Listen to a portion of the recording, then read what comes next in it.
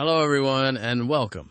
Today, we're going on a journey not through space, but through time, and through the surprisingly fascinating world of measurement. We often take for granted the numbers that surround us, how tall we are, how much something weighs, how far away a city is. But have you ever stopped to wonder where these numbers come from? How did humans, across different cultures and eras, figure out how to measure things? Well, that's what we're going to explore together. From ancient lengths based on body parts to the globally accepted standards we use today, get ready for the history of measurement systems. If you're already intrigued, hit that like button. And if you have any fun facts about measurements you've heard, comment them below.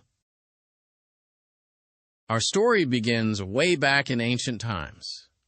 Imagine a world without rulers, scales, or accurate clocks. How would you describe the size of your field? How would you trade goods fairly? Well, people got creative. Early measurement systems were often based on the human body. The cubit, for instance, was the length from the elbow to the tip of the middle finger. Different cultures had their own cubits, leading to some inconsistencies. The foot, as you might guess, was the length of a foot, and the hand, still used to measure horses, was the width of a hand. These were readily available, portable, and, well, always attached to you. But as trade and construction became more complex, the need for something more consistent became clear. One of the earliest attempts at standardization came from ancient Egypt. The Royal Egyptian cubit was a more defined measurement. Interestingly, they even created cubit rods as physical standards, ensuring that everyone was using the same measure. These rods, often made of granite or other durable materials, were carefully maintained and served as official references for builders and traders. The Great Pyramid of Giza, with its remarkably precise dimensions, stands as a testament to the effectiveness of the Royal Egyptian cubit. It's impressive to think that a civilization so long ago understood the importance of having a single standard of measurement for a building project of that scale. Moving eastward, we find that ancient Mesopotamia, also known as the cradle of civilization, developed its own sophisticated measurement systems. They used units based on barleycorns, fingers, and spans. These units were employed for land surveying, construction, and trade.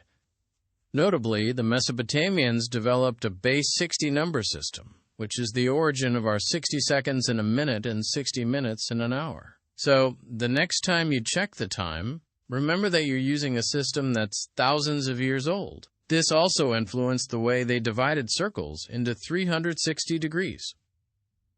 If you're enjoying these historical tidbits, consider subscribing for more explorations into the past. The ancient Greeks, known for their contributions to mathematics and philosophy, also made significant strides in measurement. They adopted and refined many of the units used by earlier civilizations, such as the cubit and the foot. However, they also introduced their own units, including the stade, which was the length of a stadium. This unit became particularly important for measuring distances in athletic competitions. The Greeks emphasized accuracy and precision in their measurements, which was crucial for their advancements in geometry and astronomy. They understood the importance of reliable measurement for scientific inquiry. The Roman Empire, with its vast reach and complex infrastructure, needed a robust system of measurement. They standardized many units, building upon the Greek system, but adapting them to their own needs. The Roman pes, foot, and uncia, inch, became widely used throughout the empire. Roman surveyors were skilled at using these units to plan and construct roads, aqueducts, and buildings. The phrase, "all roads lead to Rome," highlights the importance of their well-measured and carefully planned road network. Their standardization efforts helped facilitate trade and communication across their diverse territories. As the Roman Empire declined and Europe entered the Middle Ages, measurement systems became fragmented once again. Different regions and even different towns often had their own local units, leading to confusion and difficulties in trade. The lack of a common standard hindered economic development and scientific progress. Imagine trying to buy cloth from a neighboring town, only to discover that their yard was different from yours. This patchwork of units persisted for centuries, contributing to local customs and traditions, but also creating significant barriers to wider commerce. If you know of any unique measurement terms used in your local area, leave them in the comments. During the age of exploration, the need for accurate navigation became paramount. Sailors needed to be able to measure distances and chart courses across vast oceans. This led to the development of specialized measurement tools and techniques. The nautical mile, for example, was based on the circumference of the Earth. Sextants and astrolabes allowed sailors to determine their latitude by measuring the angles of stars. The accuracy of these measurements could literally mean the difference between life and death for sailors navigating uncharted waters. It's a testament to human ingenuity that they were able to develop these tools and techniques with the technology available at the time. The rise of modern science in the 17th and 18th centuries further emphasized the importance of standardized measurement. Scientists needed a consistent and universal system to share their findings and replicate experiments. Different scientists using different units would make it impossible to verify each other's results. This need for a common language of measurement became increasingly urgent as scientific knowledge grew exponentially. The pursuit of scientific accuracy fueled the drive towards a more rational and internationally accepted system. The French Revolution, with its emphasis on reason and equality, provided the perfect context for the development of a truly revolutionary measurement system, the metric system. In 1790, the French Academy of Sciences was tasked with creating a system based on natural and invariable units. The result was a decimal system, where units are related by powers of 10, making calculations much easier. The meter was defined as 1/10,000,000th of the distance from the North Pole to the equator. This marked a significant departure from traditional systems based on arbitrary or human-derived standards. The initial adoption of the metric system was not without its challenges. People were accustomed to their traditional units and resisted change. There was also political opposition, as some saw the metric system as a symbol of the French Revolution. However, the advantages of a decimal system and its scientific basis gradually became apparent. Over time, more and more countries adopted the metric system, recognizing its efficiency and universality. This slow but steady adoption reflects the inherent power of a system built on logic and reason. The 19th century saw the spread of the metric system across Europe and beyond. Many countries adopted it for scientific, commercial, and industrial purposes. However, some countries, like the United States and the United Kingdom, resisted the change and continued to use traditional or imperial units. This led to a situation where different parts of the world used different measurement systems, creating complexities in international trade and collaboration. The persistence of these different systems highlights the challenges of achieving global standardization. The Industrial Revolution further highlighted the need for standardized measurements. Factories needed to produce parts that were interchangeable, regardless of where they were made. This required precise and consistent measurements. The metric system, with its decimal structure, proved to be particularly well suited for industrial applications. As manufacturing became increasingly globalized, the pressure to adopt the metric system grew even stronger. If you enjoy history and learning about systems, please consider subscribing, as it helps me keep making content like this. In 1875, the Treaty of the Meter was signed by 17 nations, establishing the International Bureau of Weights and Measures, BIPM, to oversee the metric system. This treaty marked a major step towards international standardization. The BIPM was responsible for maintaining the international standards of measurement and ensuring their accuracy and consistency. This collaboration among nations reflects the recognition that measurement is a fundamental aspect of science, technology, and trade. Throughout the 20th century, the metric system continued to evolve and refine. The definition of the meter, originally based on the Earth's circumference, was later redefined in terms of the wavelength of light. This shift reflected the increasing precision and accuracy of measurement technology. The other base units of the metric system, such as the kilogram and the second, were also redefined based on fundamental physical constants. These refinements ensure that the metric system remains at the forefront of scientific measurement.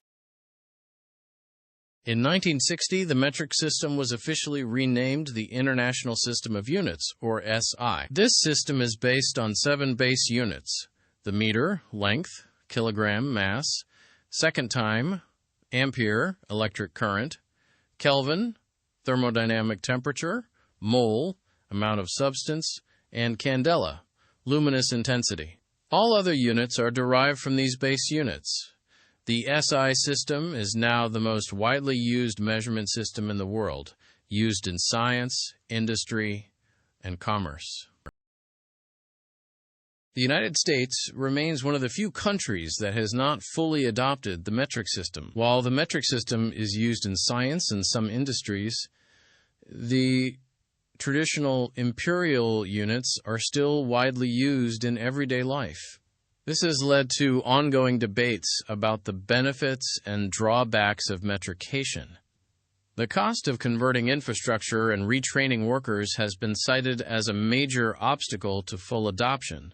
However, the benefits of standardization for international trade and competitiveness are also recognized. The debate over metrication in the United States is often framed as a cultural issue. Some people feel that switching to the metric system would be abandoning a part of their heritage. Others argue that it is simply a matter of practicality and efficiency. The debate highlights the deep-seated attachments that people have to their familiar systems of measurement. It also raises questions about the balance between preserving tradition and embracing progress. I'm curious, where are you from? And does your country use metric or imperial? Let me know in the comments. Even within the metric system, there are variations and nuances. Different countries may use slightly different conventions or terminology. For example, the way dates are written can vary from country to country. These variations can sometimes lead to confusion, especially in international contexts. It is important to be aware of these differences and to communicate clearly when using measurements in a global setting. Modern measurement technology has advanced far beyond the simple tools used in ancient times. Lasers, atomic clocks, and sophisticated sensors allow us to measure things with incredible precision. These advancements have enabled breakthroughs in fields such as nanotechnology, materials science, and astrophysics. The ability to measure things accurately is essential for scientific discovery and technological innovation.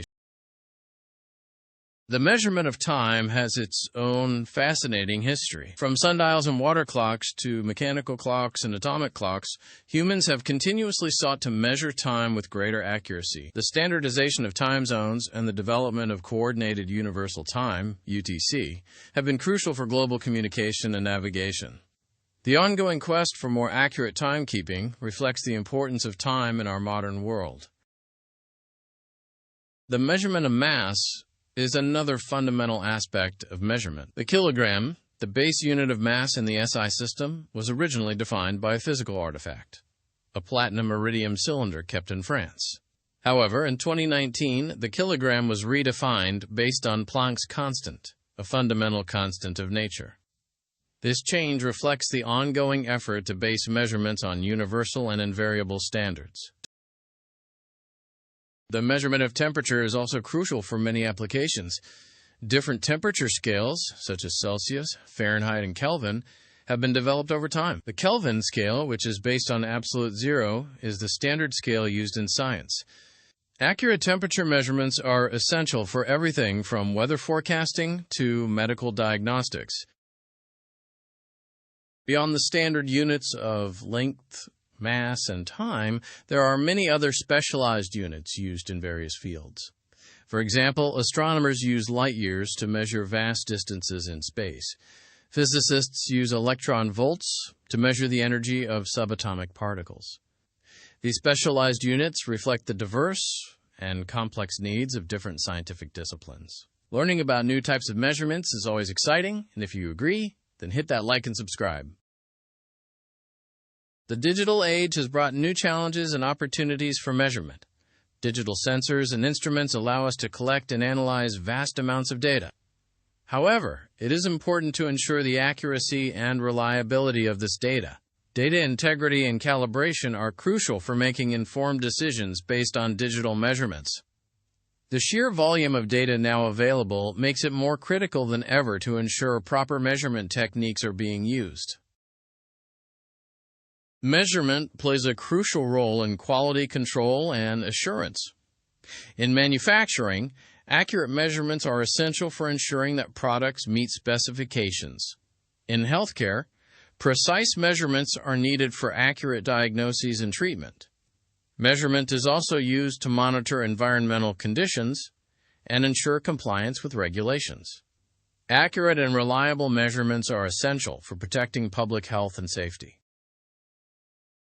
The future of measurement is likely to involve even greater precision and automation. Nanotechnology and quantum metrology are pushing the boundaries of what is possible to measure. Self-calibrating instruments and automated data analysis will further improve the efficiency and reliability of measurement processes. As technology continues to evolve, measurement will remain a critical foundation for scientific discovery and technological innovation. So, as we've seen, the history of measurement is a long and fascinating story, spanning cultures and centuries. It reflects our ongoing quest to understand and quantify the world around us. From simple body-based units to sophisticated scientific instruments, humans have always sought to measure things with greater accuracy and precision. This quest continues today, driving innovation and shaping our understanding of the universe. What part of the history of measurements that we covered today surprised you the most? Let me know in the comments. The story of measurement highlights the importance of standardization, accuracy, and precision. These principles are essential for science, technology, commerce, and everyday life. By understanding the history and principles of measurement, we can better appreciate the role it plays in shaping our world. So next time you use a ruler or a scale, remember the long and fascinating journey that led to its creation. I hope you've enjoyed this exploration of the history of measurement systems. I truly hope you enjoyed learning about this fascinating subject with me today. If so, it would mean the world to me if you hit that like and subscribe button so that I can keep sharing more content like this. And now, if you'll excuse me, I have a yardstick that I need to go measure to see if it actually measures up. Be curious. Think oddly.